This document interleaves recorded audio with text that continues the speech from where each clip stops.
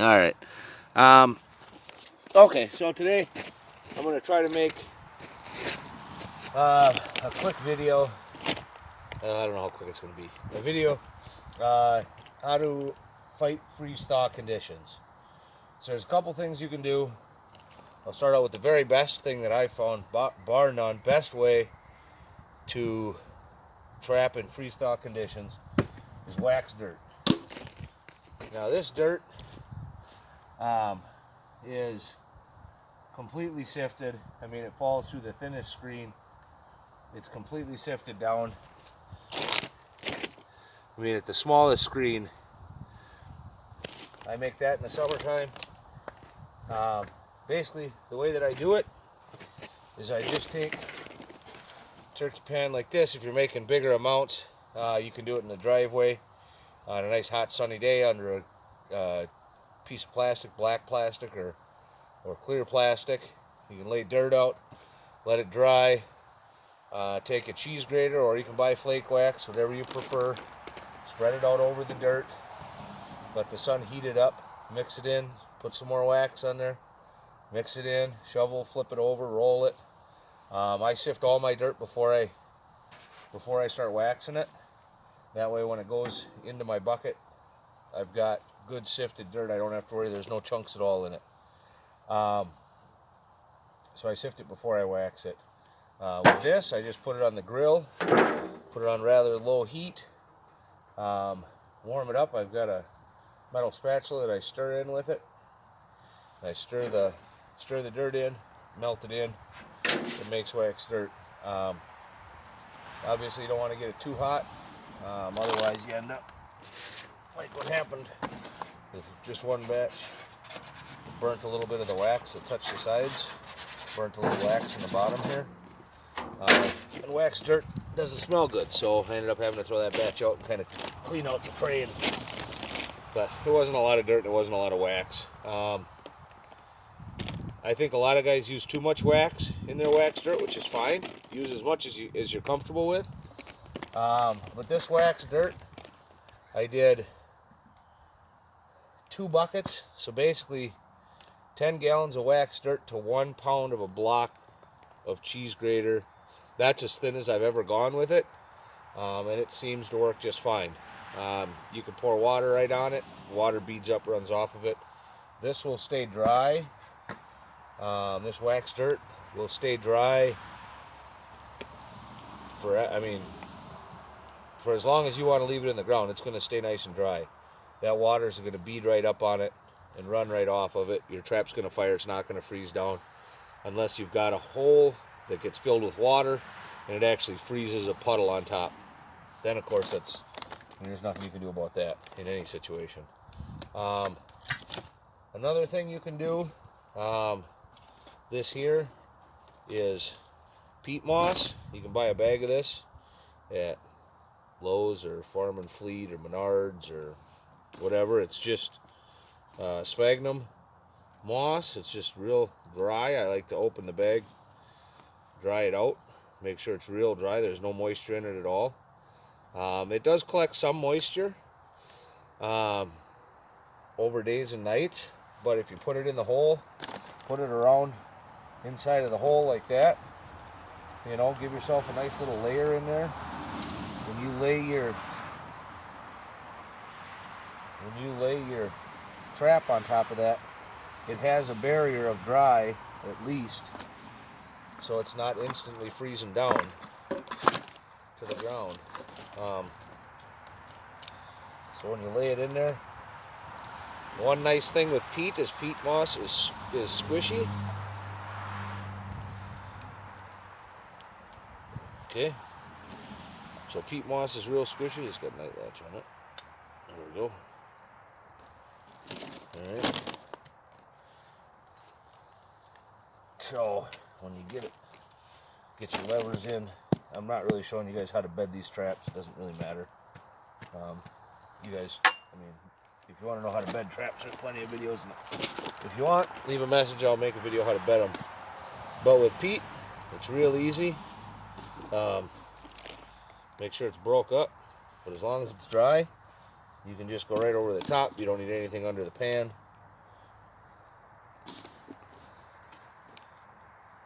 blend it right in. Okay, just like that. Blend it in, and that's going to keep the water out pretty well. Obviously, once you've done that, you want to blend a little bit of dirt over the top. You don't want much, just a little bit. And then, like with the leaves around, obviously, you blend a little over the top. Throw some leaf cover. But the thing with peat is you can press it down as tight as you want, okay? But peat is always soft.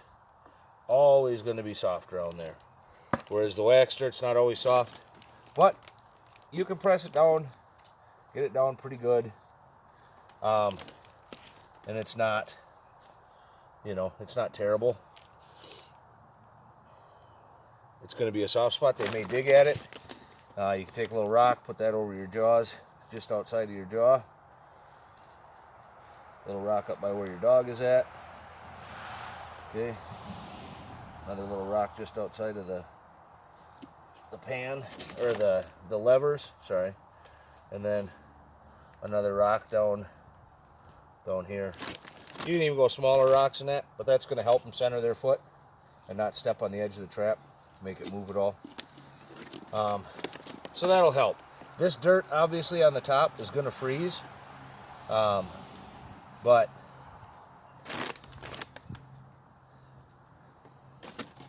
it's going to be such a thin layer over the top that it's not going to freeze your trap in. And sitting in the peat moss, it's nice and dry, and the peat will always give enough to let it fire. So that's another thing you can do with it. Another way to keep it from freezing. I'm gonna dump that out later. Another way to keep your traps from freezing.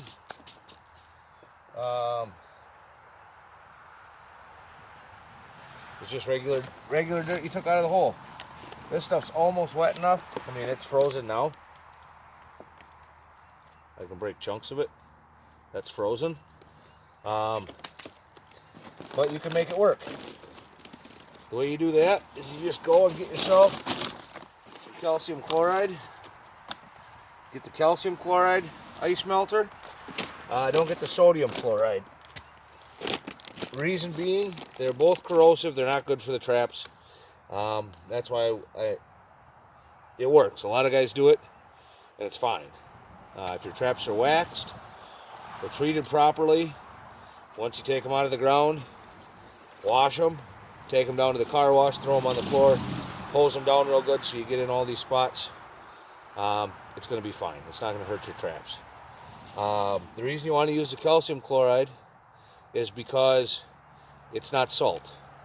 And everything is looking for salt in the wintertime, or the breeding seasons. Everything wants to find salt. So when everything's out looking for salt, and you just spread the salt on your trap bed, you're going to have deer come up digging at it, rabbits are going to be looking for it, mice, everything's going to want that salt. So use the calcium chloride. Just put it in, put your dirt in, mix it in right with your dirt, sprinkle it right inside, put a layer in there under the trap, put the trap on it, sprinkle some more in with the dirt, and then put a little bit more over the top. It's not going to freeze. You will have a mud hole. It will be softer, so make sure you don't make your trap bed, don't make your trap bed this big around while you're doing it. You want to cut in next to your trap if you can. Some places you really can't do that, so you want to make sure that you're packing in around as tight as you can. The only spot that it needs to be thawed out is literally right where your jaws are and right where your levers are. So you can put a little bit of calcium chloride underneath and a little bit around where that's at, so this whole area isn't a mud pit. You'll be fine with that. I personally don't really like it because of the corrosiveness to the traps. But if you don't have waxed dirt, you don't have peat moss, well, it's just a little bucket I made for my son when he was young to go trapping. He could carry one trap in his pack basket, so that's what that is. But yeah, if you don't have that stuff, this is a quick way to get by. Calcium chloride ice melt. If you're using dirt, any kind of dirt, you're going to want to use an underall. I got a roll of this stuff. It's actually fiberglass. You slide it under the pan like that, or rather like that, so the dirt doesn't get under your pan and stop the pan from setting off. So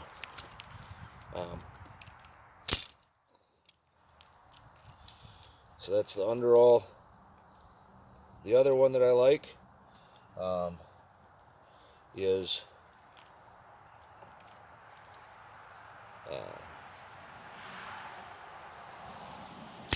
pop that window screen.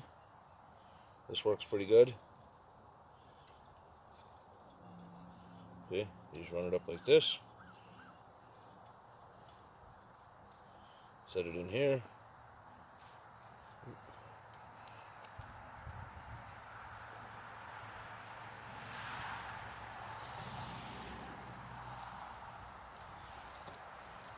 Set the window screen in like that. Push your trap pan up. Pull down on the window screen, it kind of rips it a little bit.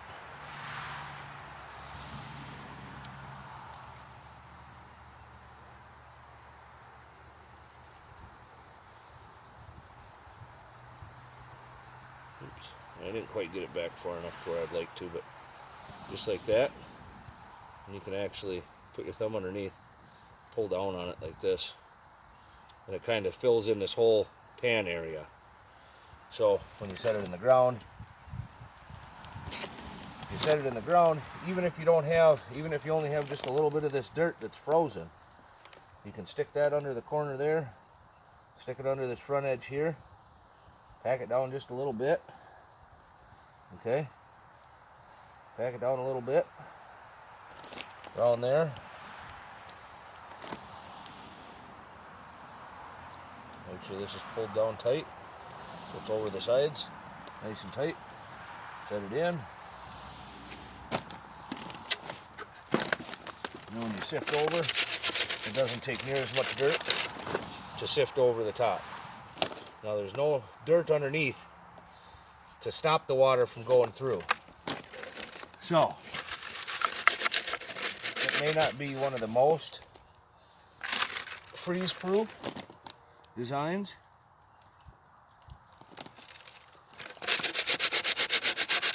Okay, that's just icy chunks. They don't really work out real good. But anyway, you get the idea. You cover it up with a layer, pack down around it, make sure it doesn't wiggle on any of the corners. You're solid there. Cover it in. Okay. I'm not leaving this, so obviously I'd sift through it. I'm not actually setting it. But there you go. There's a set. And what happens, if it rains, the water comes down, it can get onto that screen, it can work its way through. This is going to dry out faster than any of the dirt around it, because underneath of it, I'll see if I can lift it out this way, underneath of this is that air pocket under here, right? So their air can flow under that trap. See? So it's not totally freeze proof, but it does help. I've watched some of Clint Locklear's videos and stuff, and this is one way that he does it when he does his pipe dream set. Is he'll take grass. I don't have any grass with me right now, but he'll take grass that he's got chopped up from his lawnmower, or you can cut it up on site. But you can do the same thing with that screen. I'll just use the leaves here. Oops, this is woody.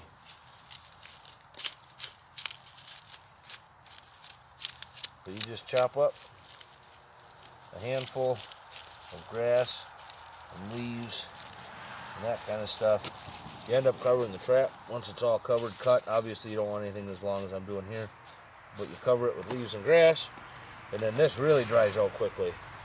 If it rains, snows, melts, it all goes down to the bottom of that hole. So it's not going to freeze in. Your jaws still have a chance to freeze to the ground. Right in here, right here. Your levers will still freeze down to the ground. So you'll still get froze-in traps if you don't put something underneath of it. Something either dry, or you can use,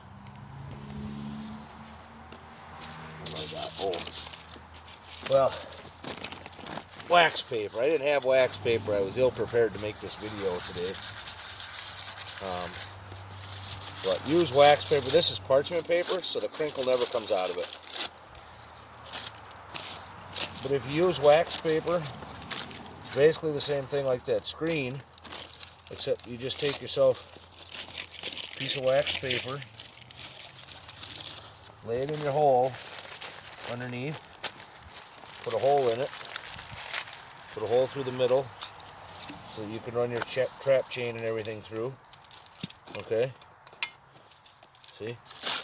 Rip it like that, set your trap on it, put it underneath like this. So that underneath your whole trap,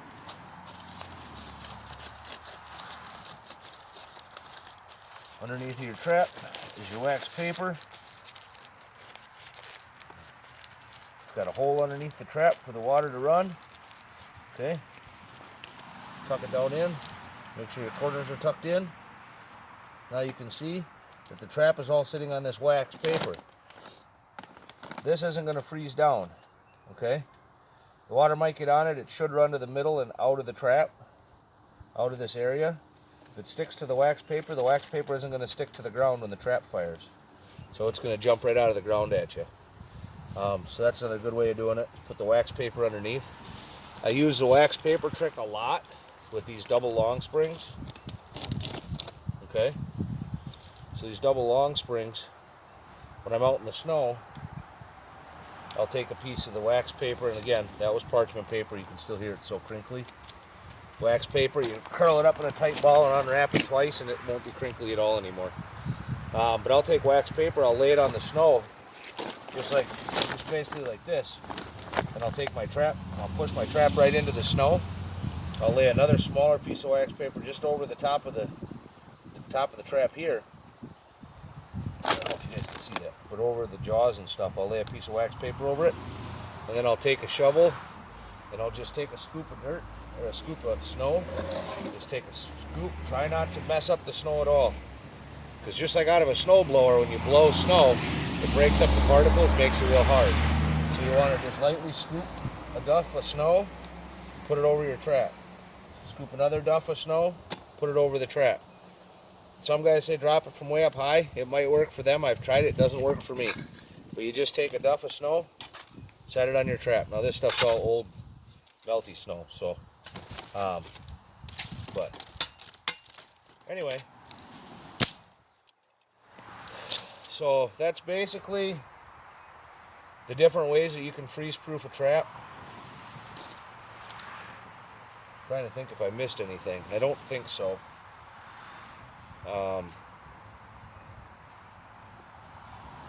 Yeah, that's it.